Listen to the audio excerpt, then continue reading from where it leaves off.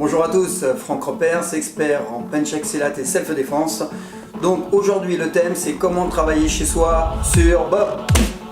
Bon, il faut savoir que j'ai fait cette vidéo suite à vos besoins, à vos demandes. Je reçois beaucoup de mails, les gens me disent je n'ai pas de club à proximité, je n'ai personne pour m'entraîner, je suis seul. Donc je réponds un peu à leurs demandes. Et puis l'autre catégorie, c'est l'autre public, c'est les gens qui vont en salle, qui ont la chance d'avoir une salle et qui veulent avoir un partenaire d'entraînement à domicile. Donc Bob fait partie de mon quotidien, ça fait 15 ans que je travaille sur lui. L'entraînement solitaire est très important, vous pouvez le faire en salle, après le cours ou avant le cours, mais aussi chez vous. Et là aujourd'hui c'est comment travailler chez vous quand on a un Bob. Bob seul, sans méthode, ça fera rien. Alors qu'on reste très clair, Bob est un outil parmi tant d'autres, c'est en aucun cas une finalité dans l'entraînement, il faut un partenaire pour travailler la self-défense. Par contre c'est un outil formidable. Alors, pourquoi il est formidable? Premièrement, il ne rend pas les coups, donc ça c'est intéressant, et il accepte les coups. Trouve un partenaire qui acceptera de prendre 250 coups en moins d'une heure. Ensuite, nous allons voir donc les avantages et inconvénients de Bob. Alors l'avantage, c'est qu'il reproduit exactement la forme humaine. Bon, il est très musclé, mais on retrouve les cibles, les points vitaux sur lesquels on va travailler. Donc ça, c'est un super avantage par rapport au sac où vraiment c'est grossier. D'accord, on a des boudins grossiers. Ensuite, deuxième avantage, c'est qu'il absorbe bien les coups. Troisième avantage, quand vous frappez, vous ne vous alignez pas car c'est suffisamment dur pour sentir une position, d'accord, quelque chose de dur, mais suffisamment souple pour ne pas vous abîmer les membres supérieurs. Alors les inconvénients, il y en a deux principaux. Le premier, c'est qu'il ne rend pas les coups, il n'y a pas de membres supérieurs. Et le deuxième, c'est qu'on ne peut pas travailler sur la partie basse, la partie en dessous de la ceinture pelvienne. Donc ce que je propose, c'est, si vous êtes un petit peu bricoleur, c'est d'aménager Bob et de mettre autour du support de la mousse dure, très dure, pour que vous puissiez travailler les coups de pied écrasants et les low kicks. Donc, avant d'aborder la méthode, parce qu'il y a vraiment une méthode que j'ai mis au point, première chose, lester avec de l'eau et non pas du sable, parce que vous aurez de grosses difficultés pour l'enlever après. Ensuite, travaillez toujours à gauche et à droite. Ne faites pas l'erreur, travaillez que sur un côté, vous ne choisirez pas dans un contexte réel.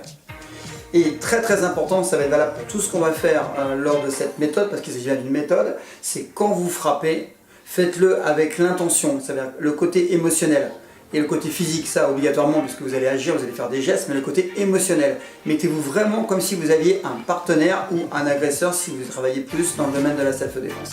Donc là, on va travailler les membres frappeurs, qui seront les membres supérieurs pour l'instant. Première chose, première frappe ici, comme ceci. On attaque les yeux. Deuxième frappe, il s'agit de jeter les doigts au niveau des yeux. Troisième, très facile, toujours de bas en haut pour pas que ça soit vu, soit pas dans la ligne de la vue, la gorge. En fait, c'est très simple, vous ouvrez comme ceci, vous frappez à la gorge.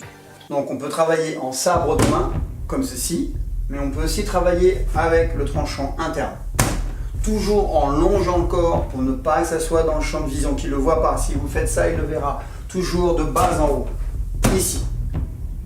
Ensuite, vous avez les frappes avec la partie charnue, ce qu'on appelle le coup de poing marteau. On peut travailler au niveau du plexus ou travailler à la pointe deux fois. Donc toujours ici comme ceci. Ensuite, vous avez les coudes. Donc là, bonne rotation du bassin, de la hanche. On tourne toujours avec le pouce en bas pour toucher avec la partie osseuse. On tourne. La même chose ici. On monte. Ici, c'est la hanche qui travaille pour aller chercher la pointe du menton. Et enfin, dernière frappe, c'est ici le crochet très court. Ici, on frappe au niveau du menton. Ce qui est important, c'est la rotation des frappes très très courtes. Surtout pas de grand mouvement. Là, boum, très court. Donc là, on a vu les frappes de base. Il y en a beaucoup d'autres. Il y a aussi les frappes au niveau des oreilles, mais ce que je vous donne, c'est les frappes de base. Après, je pourrais vous proposer effectivement une vidéo beaucoup plus longue. Ce sera une méthode complète. Là, c'est juste les prémices. Donc maintenant que vous avez vu les membres frappeurs, vos armes, vous allez voir les points qu'il faut toucher. Donc les points vitaux, les points sensibles. Alors quand on parle de self-défense, les points vitaux sont beaucoup plus réduits. C'est ceux qui sont accessibles en situation réelle et en stress. Ça fait l'effet d'une vidéo explicative. Et là par contre, je vais vous faire voir une variété de points vitaux puisque nous ne sommes pas que dans l'aspect self-défense. Alors, le premier, c'est les yeux. Vous avez vu, les frappes peuvent être différentes, on touche les yeux. Pourquoi? Parce que c'est les champs oculaires, une fois qu'on ne voit plus, on ne peut plus combattre. Ensuite, c'est la gorge. La gorge, c'est le début de l'appareil respiratoire, donc on suffoquera, il y aura arrêt du combat. Ensuite, le menton, tout le monde connaît, c'est le KO du boxeur. Ensuite, on va toucher le foie, d'accord, la pointe du foie qui est ici, le plexus et éventuellement les parties génitales. Alors là, je vais vous donner des conseils, c'est une sorte de petit cadeau. 1. Travaillez au début en mettant des pastilles rouges ou en marquant les points vitaux. Ça va vous aider à les identifier. C'est pas si évident de trouver la pointe du foie. Vous matérialisez autrement sur les points vitaux. Et la deuxième chose très importante, et ça personne n'y pense, c'est que Bob il est tout nu, il est torse nu. Il faut habiller Bob, le mettre avec tenue vestimentaire.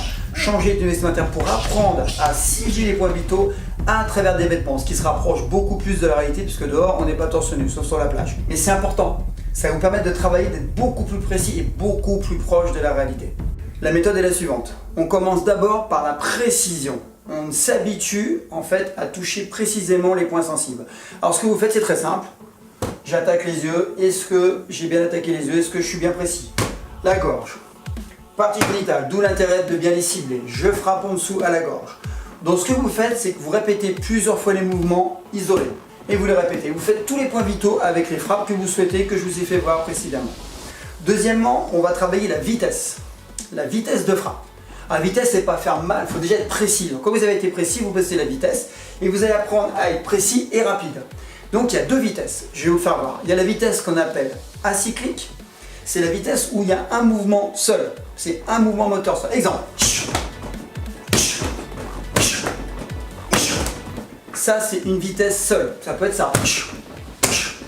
C'est un mouvement. Par contre, quand on répète plusieurs fois, exemple, voilà, c'est plusieurs mouvements, ça s'appelle la vitesse cyclique. C'est différent. Il y a des gens très rapides sur une frappe, mais dès qu'on leur dit d'enchaîner, ils ne peuvent pas.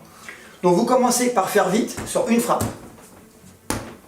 Très rapide, de plus en plus vite. Deux fois. Vous attendez un peu. Ça, c'est la vitesse acyclique, isolée. Vous travaillez l'influx nerveux. Après, ce que vous faites, vous en faites 2. Après, vous en faites 3. Génial. Et ainsi de suite. Ensuite, une fois que vous avez travaillé la vitesse, donc précision, vitesse, on travaille la puissance. Seulement après la puissance, puisque la puissance est un mélange de vitesse et de masse et d'utilisation de hanches. Par contre, sans précision, si vous tapez à côté en étant puissant, ça ne sert à rien. La puissance, si vous avez été un petit peu à l'école, c'est la masse par la vitesse au carré. Donc ce qu'il va falloir augmenter, c'est la vitesse. Et la vitesse, c'est lié au relâchement. C'est important. D'accord? Donc, il faut être très relâché quand vous frappez et durcir à l'impact, bien évidemment, mais surtout utiliser les hanches. Donc regardez bien, je suis ici, je fais juste ce mouvement-là, c'est pas bon, il n'y a pas la hanche. Je suis là, boum, voilà. La hanche, boum, je suis très proche de la cible, boum. Vous voyez ce qui travaille, boum. Voilà. Donc là, il y a la précision, la gorge, il y a la vitesse et il y a la puissance. Par contre, c'est pas si simple. Après, ce qu'il va falloir faire, c'est travailler sur plusieurs points en même temps. Donc là, on se rapproche beaucoup plus de la self. Exemple, je suis ici, on frappe, voilà. Ça, c'est des enchaînements mis en situation. Exemple, je suis ici, je ne veux pas me battre, le crochet arrive de ce côté-là. Voilà, ça, c'est de la self. C'est le début, c'est un travail personnel. Et ça, c'est le cumul de précision, vitesse, puissance. Et surtout, ce qu'on va faire maintenant, c'est apprendre à travailler avec un corps physiologiquement perturbé.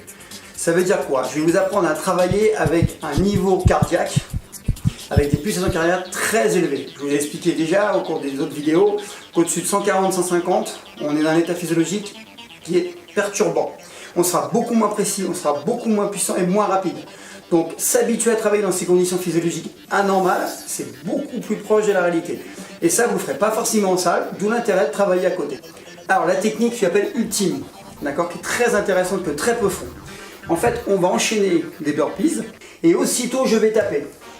Alors au début, vous faites 4-5 burpees selon vos conditions physiques. Ceux qui sont très enfants font 30 burpees. L'idéal, c'est arriver à un état de fatigue extrême. D'accord? Alors pareil, consultez un médecin juste avant. Hein. Faites pas n'importe quoi, surtout pour ceux qui ne sont pas en club. Mais important, vous allez aller chercher la fatigue ultime. Dès que vous avez terminé, tout de suite, boum, boum, boum, voilà. Ok? Boum, boum, ok? Boum, boum, boum, boum. Bien, donc pour finir, j'espère que ça vous a plu. Mon objectif personnel, modestement bien sûr, c'est vous aider à progresser, vous donner des outils. Hein. C'est l'avantage des tutos. Et c'est aussi vous montrer qu'on peut s'entraîner dans un endroit pas très spacieux. Bon, en bas, beaucoup de place, on peut le ranger sur le côté, on peut le rouler. Voilà, donc c'est à la portée de tout le monde.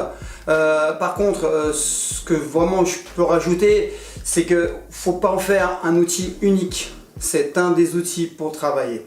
Donc j'espère que cette vidéo a répondu à vos besoins, vous a fait plaisir. N'hésitez pas à partager, liker, commenter et de télécharger le guide de self-défense qui est dans la description. Je vous dis à bientôt.